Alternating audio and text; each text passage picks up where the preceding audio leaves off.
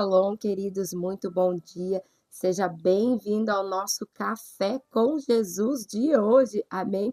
Então, corre lá, já prepara aí o teu café, o teu mate e senta aqui comigo que nós vamos estar, então, recebendo uma revelação vinda do Espírito Santo de Deus, que vai estar trazendo um alimento espiritual para mim e para a sua vida nesta manhã.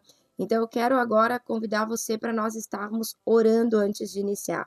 Senhor, meu Deus e meu Pai, no nome e na autoridade de Jesus, nos colocamos nesta manhã de Shabat, Senhor, na Tua presença. Senhor Espírito Santo, nós te convidamos para que o Senhor venha trazer revelações poderosas sobre a Tua palavra. Que o Senhor venha nesta manhã nos fortalecer. Fala conosco, Espírito Santo. Fala ao nosso coração através da Tua palavra.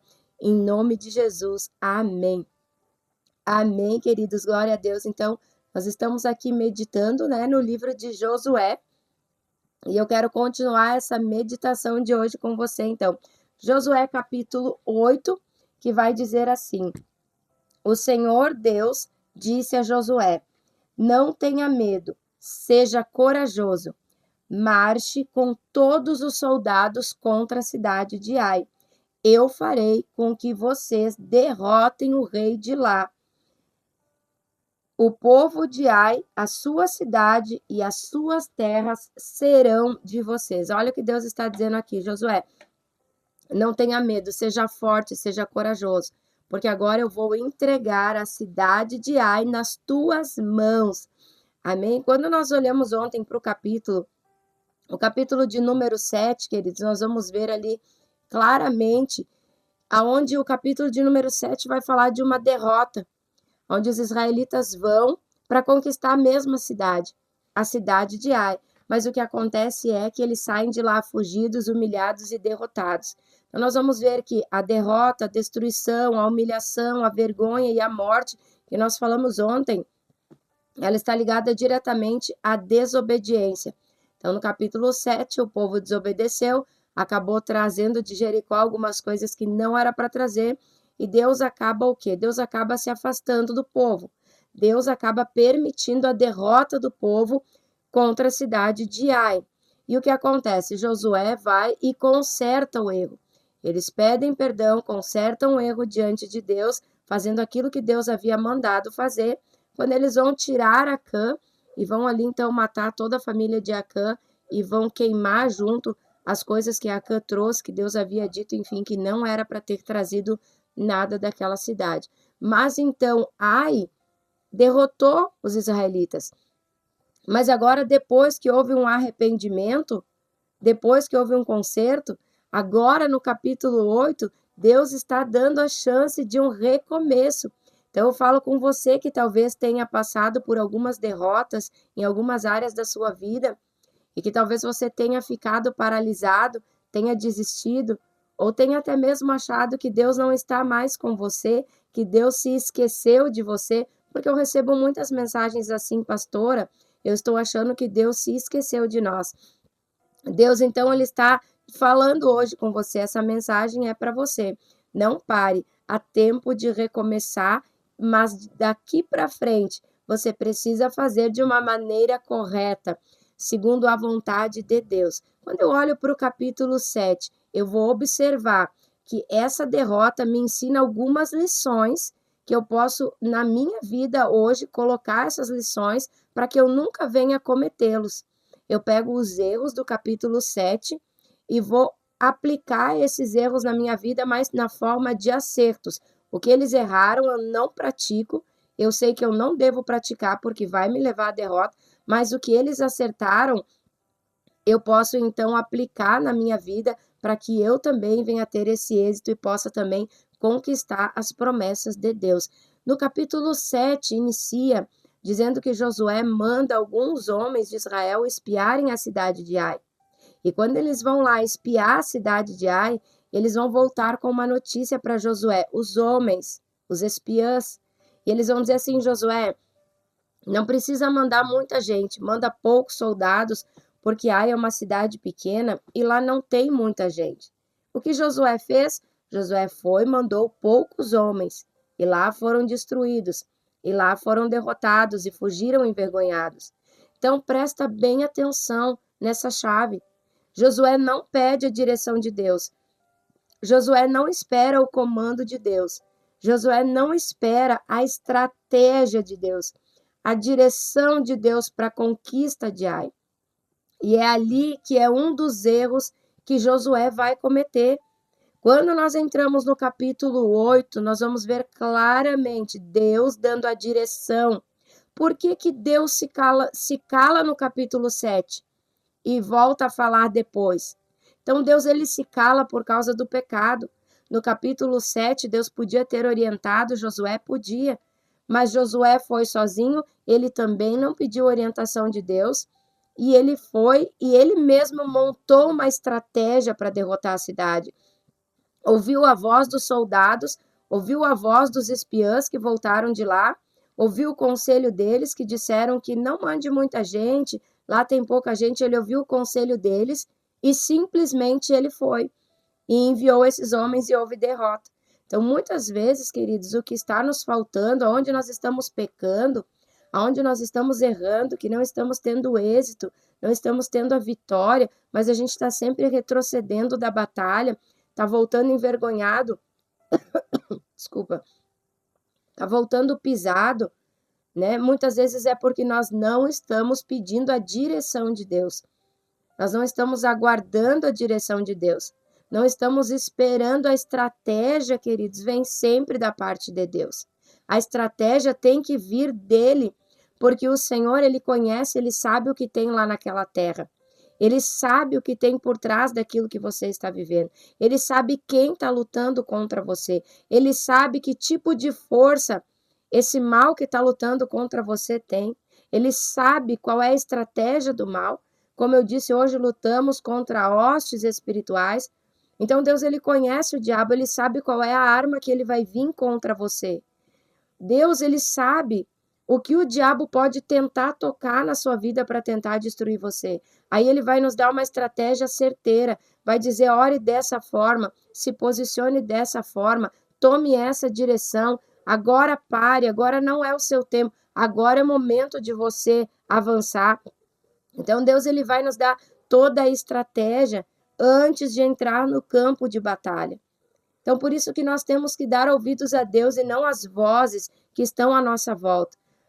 O maior erro que as pessoas cometem é porque nós temos muitas vozes à nossa volta. E aí tem a voz, né? É o cônjuge que está dando para a gente ali uma opinião do que a gente deve fazer. Aí são os amigos, os vizinhos, os parentes, todo mundo te dá uma opinião. Todo mundo quer te dar uma estratégia dizendo, eu fosse você, fazia isso. Eu fosse você, fazia aquilo. Que nem disseram para Josué, envia poucos homens, lá tem pouca gente. Então, tem muita gente ao nosso redor que dá uma opinião. E muitas vezes a gente abre ali o celular, coloca ali no Google, pede uma opinião para ele também. Aí a gente junta todas aquelas informações e toma uma decisão. E muitas vezes é aí que nós estamos tomando uma decisão errada na nossa vida, que vai acabar comprometendo a nossa vida espiritual, vai acabar comprometendo o nosso futuro, vai acabar comprometendo o nosso destino profético e muitas vezes comprometendo as promessas de Deus na nossa vida ou atrasando ainda mais essas promessas. Então, queridos, nós precisamos ouvir a voz de Deus e silenciar as outras vozes. Como que eu vou silenciar as outras vozes para ouvir a voz de Deus? Eu preciso ficar mais tempo com Deus. E ficar no secreto, silenciar vozes é ficar com Deus no secreto, é meditar na Escritura Sagrada, porque a Bíblia é o livro estratégico. Deus fala através da palavra dele. Olha o quanto ele tem falado com nós nesses dias, através desse devocional sobre Josué. Quantas estratégias o Senhor já nos deu de guerra e de batalha. Quantas instruções nós já recebemos e aprendemos. Então, silenciar as outras vozes, acalmar, alinhar o nosso espírito a Deus e ouvir a estratégia e a direção dele. Se Deus não fala, eu não devo avançar. Se Deus não me der uma ordem de comando para ir, eu não devo ir. A voz de Deus, ela não traz confusão. A voz de Deus não é uma voz de divisão. A voz de Deus não é uma voz embaraçada. Não é uma voz de contenda. Não é uma voz que você não consiga discernir, que você não consiga entender. A voz de Deus, ela não traz dúvida para o teu coração. A voz de Deus, ela traz paz. A direção e a voz de Deus trazem segurança para o nosso coração. Elas aquietam o nosso coração. Então, elas aumentam também o nível da nossa fé. E nós precisamos ouvir a voz dele, porque nós estamos muitas vezes sendo levados pelas vozes do vento. Ah, vai para cá, vai para lá, faz assim, faz assado, cozido, faz daquele jeito. Quanto que nós temos que fazer é conforme a vontade para Deus. Mas o fulano fez assim, a Beltrana fez assim. Mas nós não podemos comparar o plano e o propósito de Deus da nossa vida com o plano e o projeto que ele tem com a vida do outro. Então, nós somos exclusivos em Deus. A guerra que um passou não significa que o outro também vai ter que passar para chegar lá. Talvez a gente tenha que passar uma guerra mais intensa, ou talvez seja muito mais amena, muito mais simples do que aquela guerra que a outra pessoa está passando.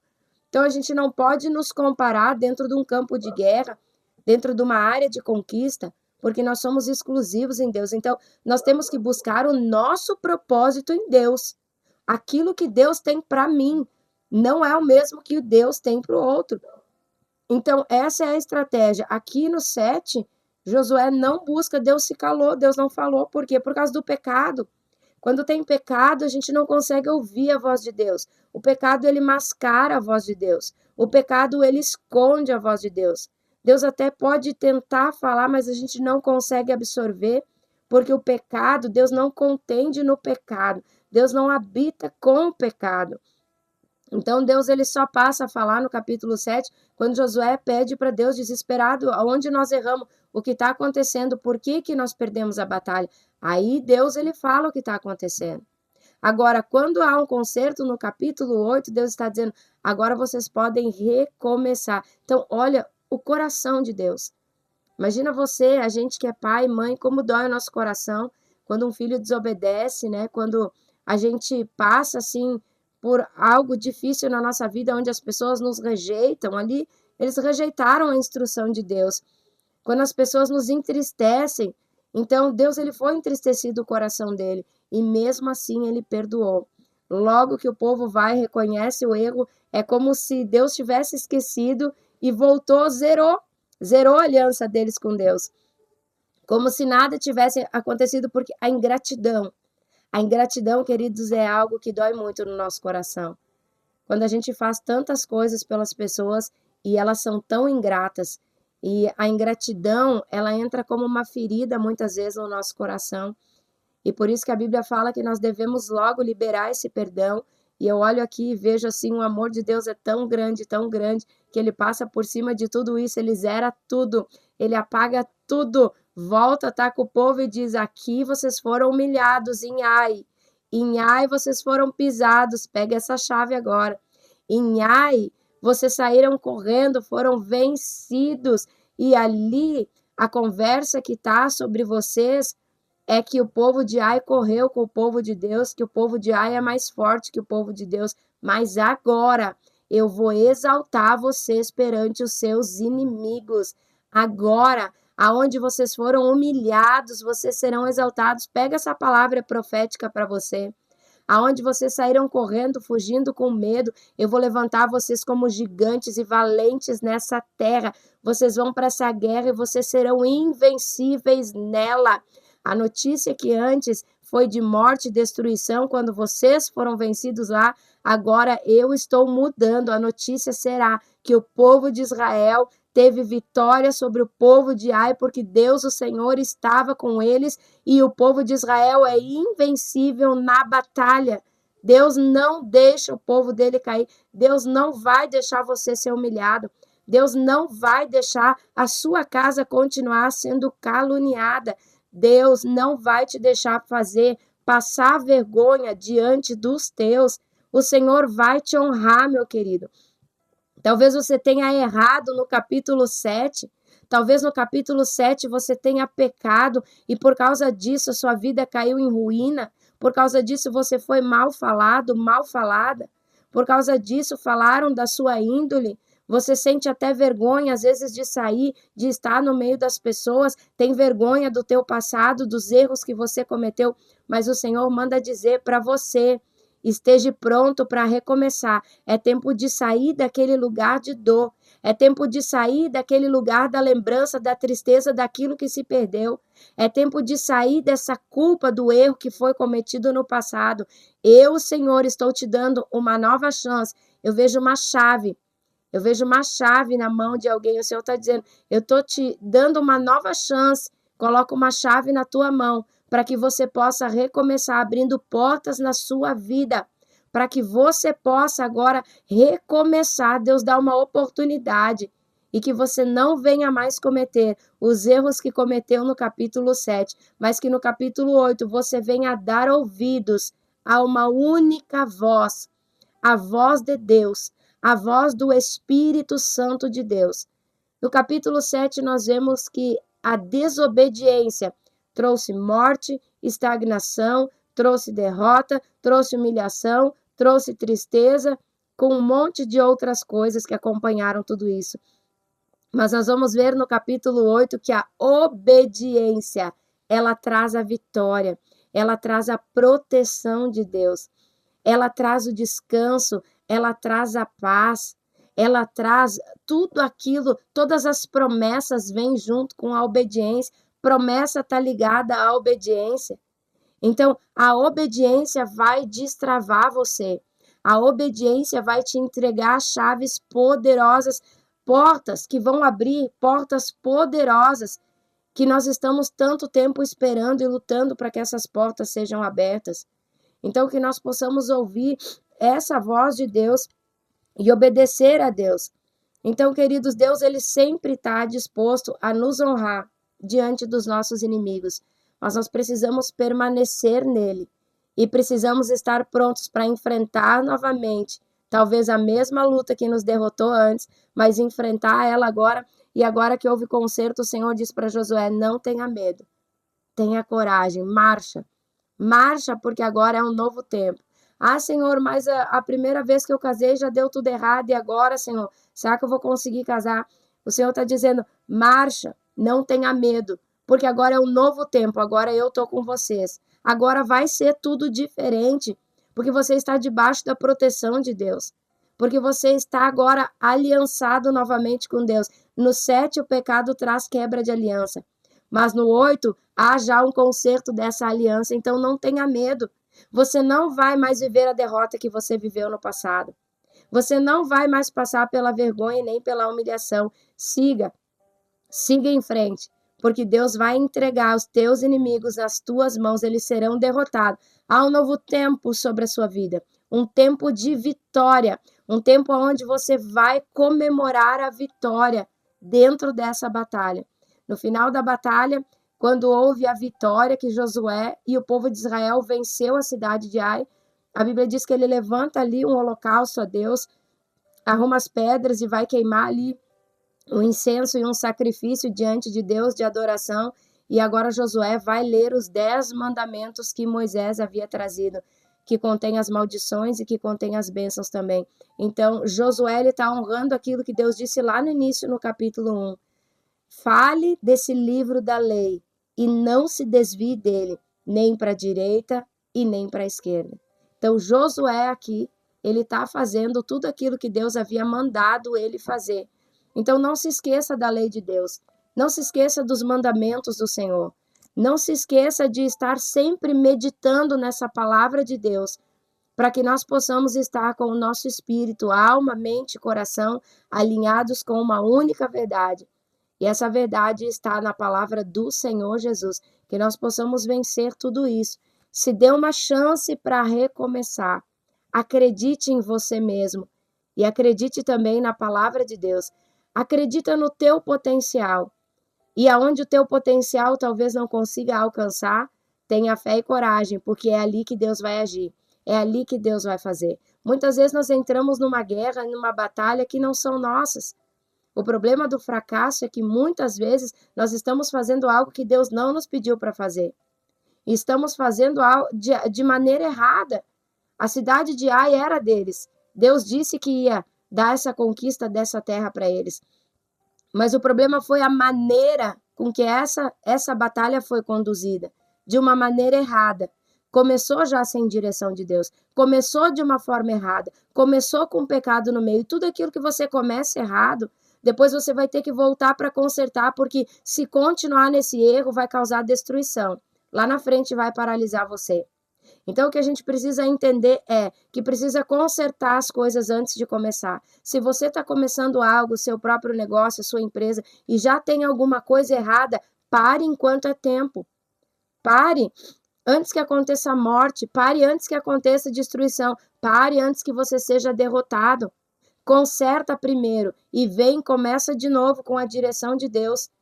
Então, queridos, às vezes para nós mas vou abrir um mercado, esse mercado abriu, a pessoa vai, abre aquele mercado, mas está todo mês faltando dinheiro, tem mês que não dá para pagar o aluguel, está sempre faltando alguma coisa, a pessoa está sempre nervosa, está sempre agitada por conta daquele mercado que ela abriu, mas Deus tinha dito para ela no passado que um dia ela ia abrir esse comércio, Deus tinha dito que ia entregar isso para ela, e você tem essa confirmação de que Deus disse que isso seria para você, e por que agora que está nas suas mãos, por que sempre está dando errado? Por que está sendo um motivo de preocupação para você? Por que você se sente humilhado? Está sendo um motivo de vergonha? Porque muitas vezes você está financiando aluguel e não consegue pagar o aluguel do estabelecimento. Por que essas coisas estão acontecendo?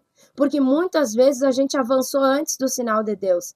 Deus também não tinha dado um sinal para o povo ainda no capítulo 7.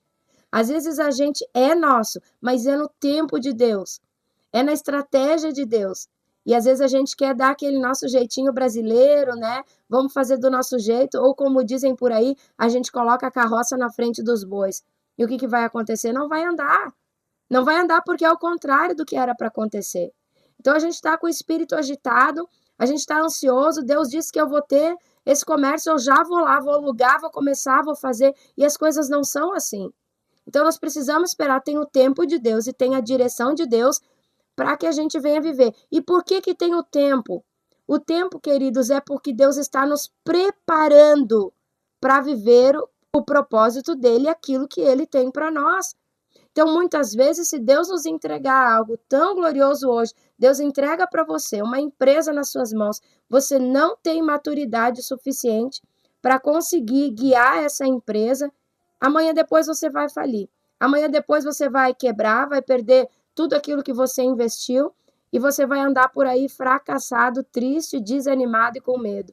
Então Deus, ele sabe, ele te prometeu, mas agora vem o processo de preparação. Agora eu vou preparar você para que você consiga mais tarde usufruir de tudo isso, de toda essa bênção que vai chegar na sua vida. Então, nós temos que respeitar o tempo de preparação. Nós não podemos passar esse tempo na frente, tomar uma decisão e lá fazer. Ah, mas Deus disse, um exemplo, né?